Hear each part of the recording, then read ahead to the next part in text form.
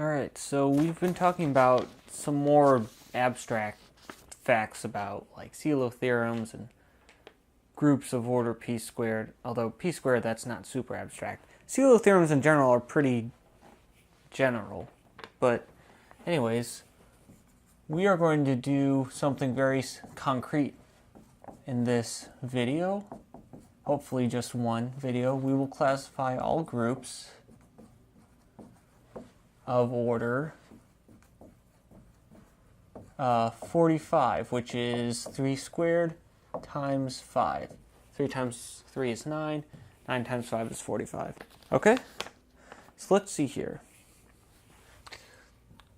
So let G be such a group. So suppose the order of G is equal to 45.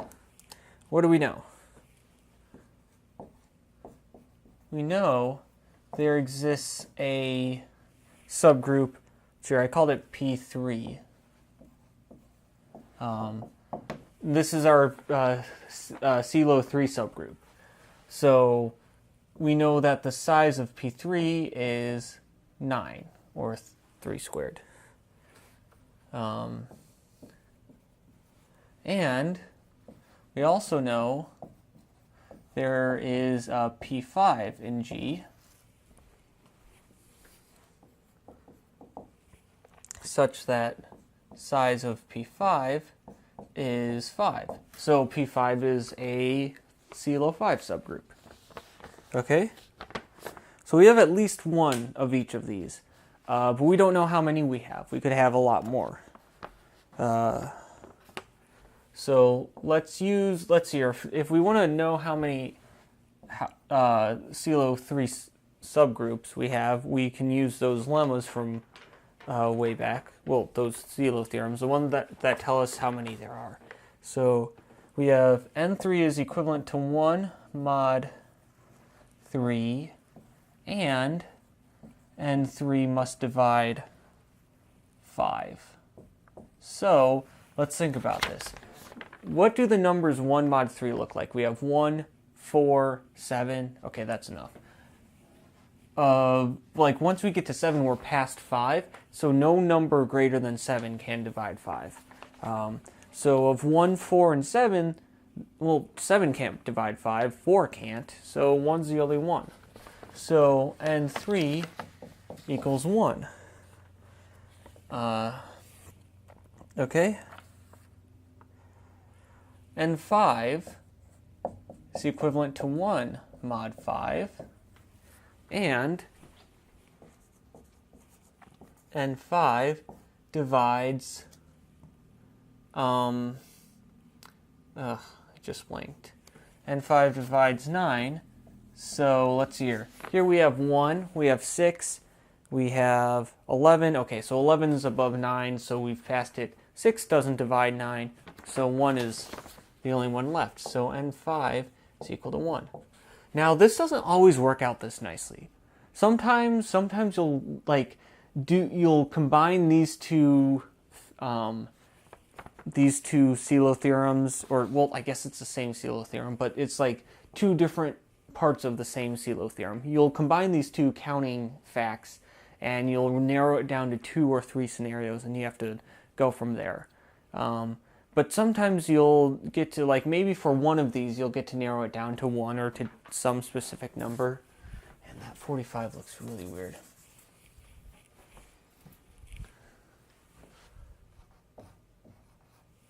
Okay. So, yeah. So there we go. Since all Sylow P subgroups are conjugate,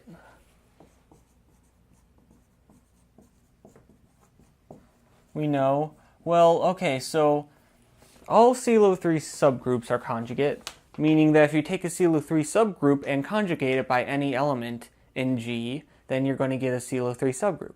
But wait, there's only one Sylow 3 subgroup, and so if you conjugate that subgroup by any element of G, you're going to end up with that subgroup again.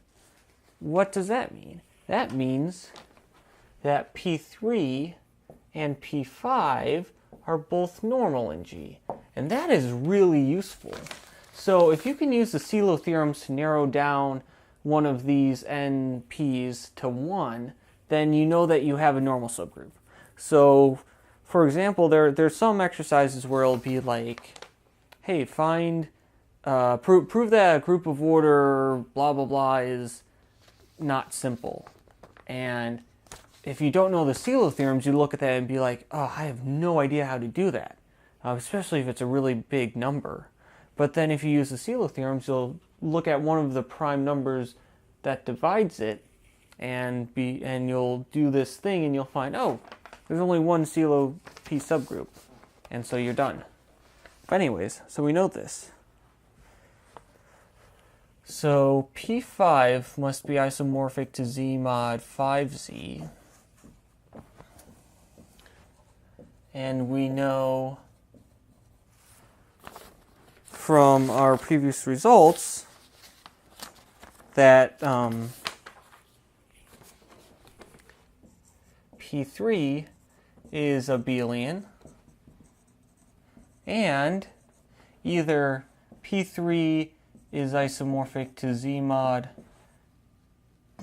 P. It's either going to be Z mod 9Z or P3 is going to be isomorphic to Z mod 3Z squared. So that was basically your first video, second video from this lecture. Okay, so these are nice. So now what? Is it the case that G is equal to P3 semidirect product with P5? You can sort of see like, oh, well, if we were able to prove that G were in fact equal to the direct product of P5 and P3, then we'd be done. But let's start off with baby steps. Let's start off with the semi-direct product. So we need, what do we need? G to be P3 times P5. P3 intersect P5 is trivial. And one of P3 and P5 is normal in G. We know the last statement already. In fact, they're both normal in G, but we don't need that for this part. All we need is one of them to be normal. But we've got more than we need, so that's nice. To get, okay, well, I shouldn't write the absolute value sign yet, but now I've sort of spoiled what we're going to do to go about this.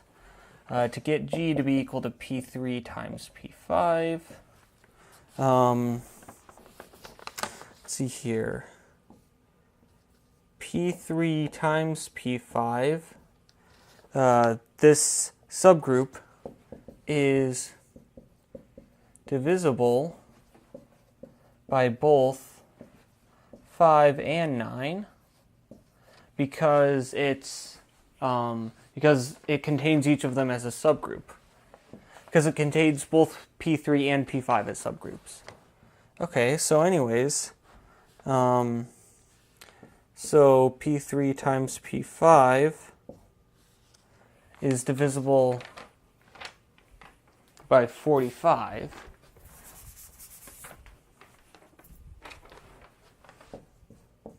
Because if 5 and 9 divided, then 45 must, because that's 9 times 5. Well, because that's the least common multiple. Right, if this is divisible by both 5 and 9, it's a multiple of 5, and it's a multiple of 9. And so it's divisible by the least common multiple. Right. Okay. And then, so this,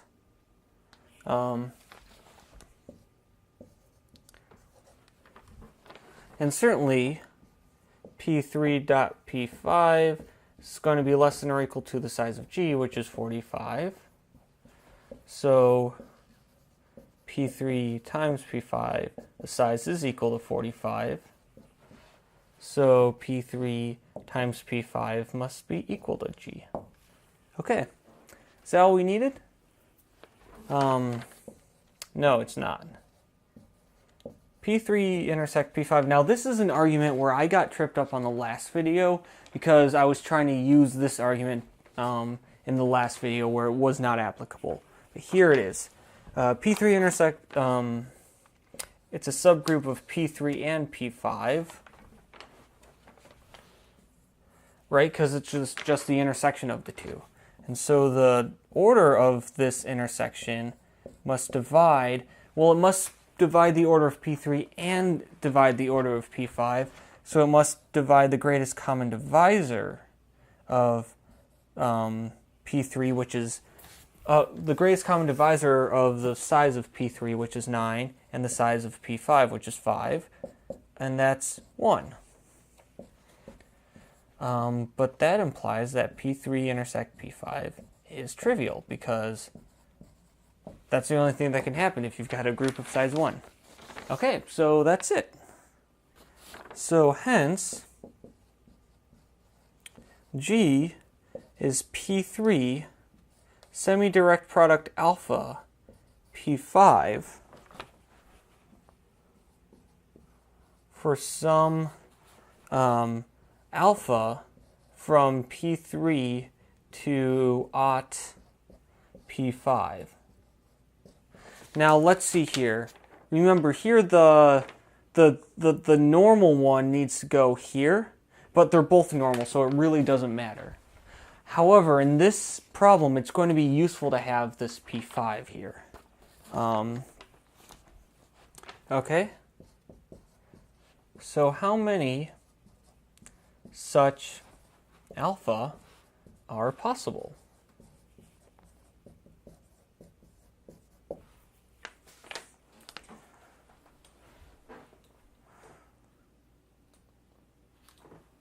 Let's see here. Any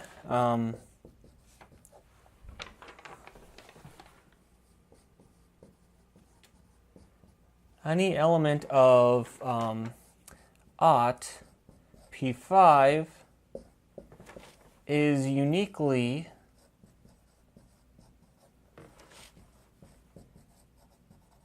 determined by, here, let's call it phi. Any element phi of aught P5 is determined by, uniquely by phi of 1. And that's something you can prove because this is a group homomorphism.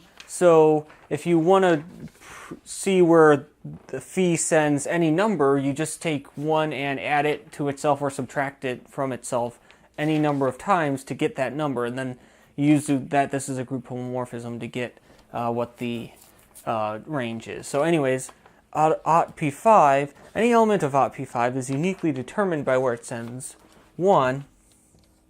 And let's see here, it can only send 1 to 1, 2, 3, or 4.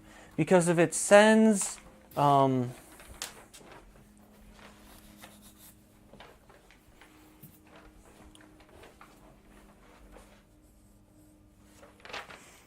if it sends 1 to 0, then everything will go to 0. And in particular, 1 will go to, well, wait.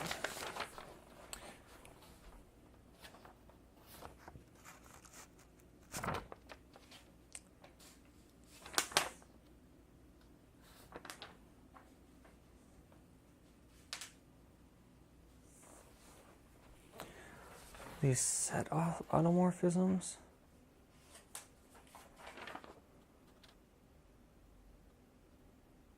Right.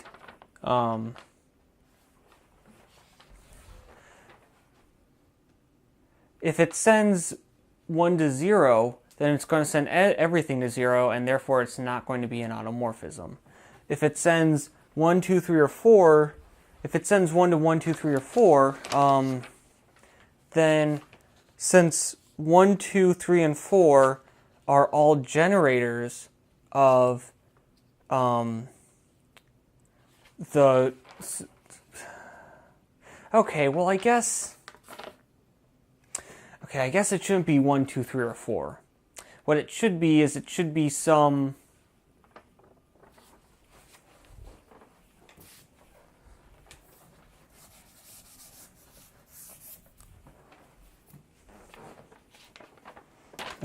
if it were just some set with indices 0, if we just replaced P5 with just the indices from 0 to 5, then that would be right. But it's uniquely determined by phi1 and phi1 must be a generator of P5 and which has, because if it doesn't generate P5, then it's not going to be an automorphism. And if it does generate P5, then you can check that this is an automorphism, which has 4 elements. And that's another thing you can check. One thing that I'm going to use in this proof is that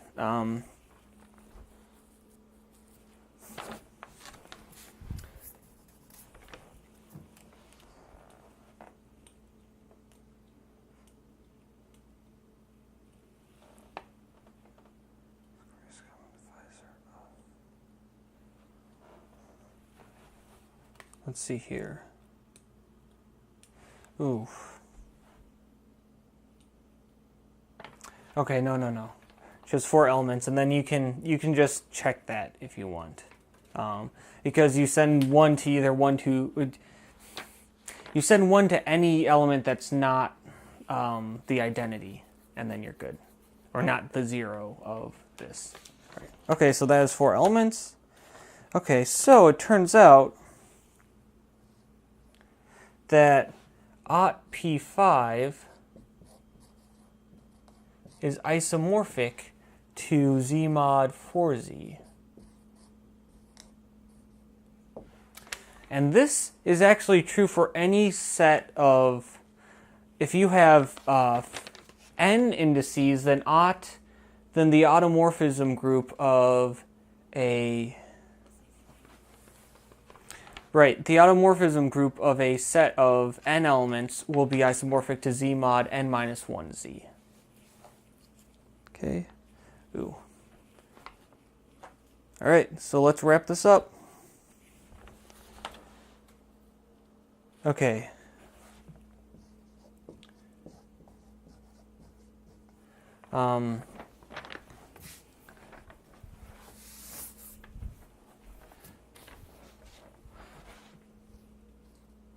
So then, what we can really think of, we can think of alpha going from Z mod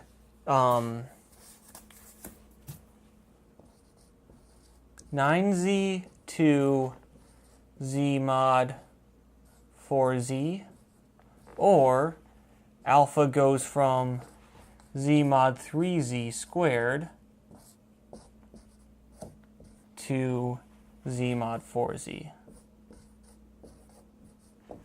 Okay, and to wrap this up, I'm going to use a fact that is one of the previous homework problems, and so I'm eventually going to put a video of this exercise up. But if I haven't done that when you're seeing this, you should either prove this yourself or try to find a proof online. I haven't found a good proof online. They all seem very hand-wavy. Whereas my proof, I try to be really specific. So recall the size of the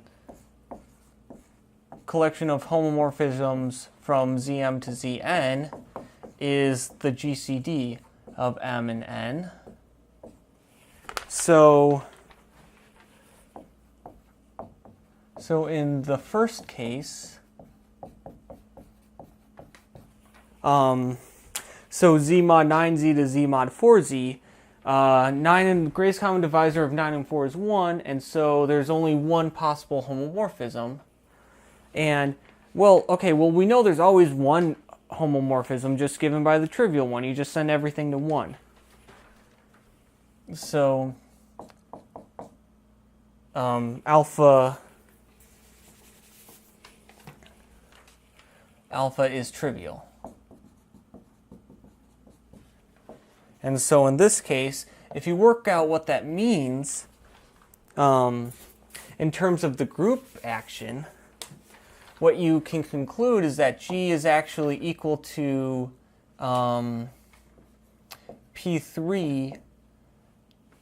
Well, P3 is, in this case, we're assuming this is Z mod 9Z. This times Z mod 5Z. See here. Then in the second case, you can see that 1, 1 here is going to have to go to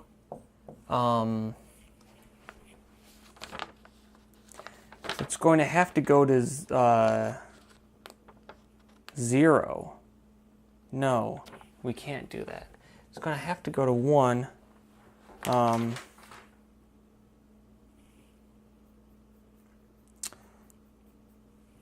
No, 0 is the identity. Yeah. Well, of course. It's going to have to go to 0. That works. That's fine. We're not talking about like this scenario where we couldn't send things to 0. Here we can. You can see 0. This is forced. And so alpha is trivial. So G is equal to Z mod 3Z squared times Z mod 5Z. And the reason, by the way, that this has to go to 0, if it goes to 1, then you just add 1, 1 to itself 3 times and you're going to get to 0, 0. You add this, and you add 1 to itself 3 times, you're going to be at 3, which is not 0. And so you're sending 0 to not 0. That's not going to work. You do a similar argument for what happens when 1, 1 goes to 2, goes to 3, goes to 4. I don't think this argument quite works in this case, but thankfully its numbers are small enough that you can just check it. So anyways, yeah. So if you have a group of order 45, it's either this or it's this. And that's it. Those are your only options. So we're done.